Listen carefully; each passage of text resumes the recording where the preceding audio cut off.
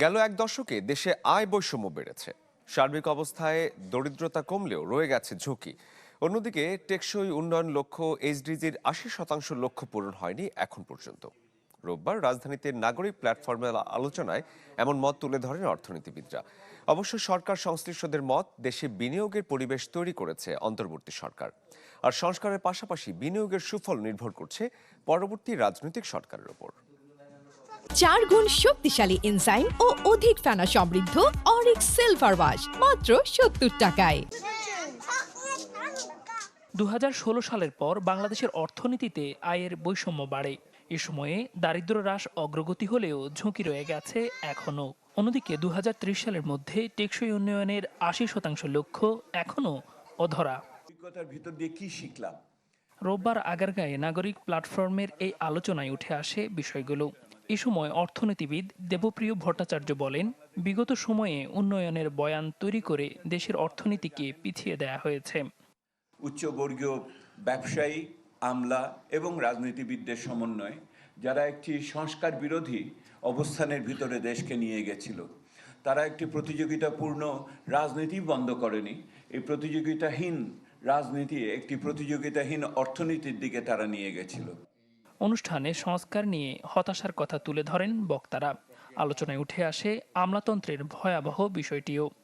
রাজনৈতিক দলের সদস্যদের মতামতের ভিত্তিতে প্যানেল তৈরি করা এবং প্যানেল বিবেচনায় নিয়ে মনোনয়ন দেওয়া, কিন্তু এটা বাস্তবায়িত হচ্ছে না দুর্ভাগ্যবশত। দুদক সংস্কার কমিশনের তিনটা স্পেসিফিক্যালি বলা যায়, তিনটা প্রস্তাব বাস্তবায়িত হয়েছে বা জানা যাচ্ছে বা হবে জানা যাচ্ছে। অভ্যুত্থানের মধ্য দিয়ে আমরা আজকের এই অন্তর্বর্তীকালীন সরকারকে পেয়েছি। সামগ্রিকভাবে সুশাসন যদি আমরা প্রতিষ্ঠা করতে না পারি, তাহলে সংস্কার আমরা রিয়েলি বাস্তবায়ন করতে পারবো কিনা।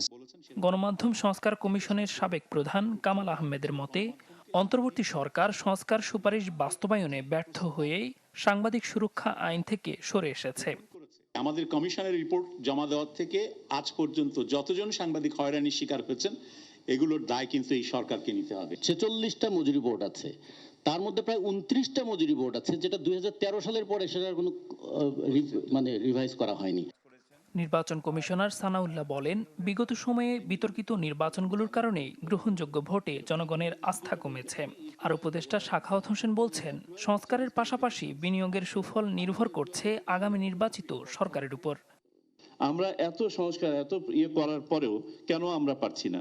সম্ভবত আমাদের রাজনৈতিক সংস্কৃতি এটার জন্য দায়ী, আমাদের পলিটিক্যাল উইল এটার জন্য দায়ী, এবং এখানে ডেফিনেটলি ইনস্টিটিউশন হিসেবে আমাদের তো কালেকটিভ ফেলিওরের অংশ নিতেই হবে। এই ভঙ্গুর অবস্থার মধ্যে একটা সরকার, যেই ধরনের সরকারই হোক, তার পক্ষে সমস্ত কিছু করা সম্ভব না। You can't break the.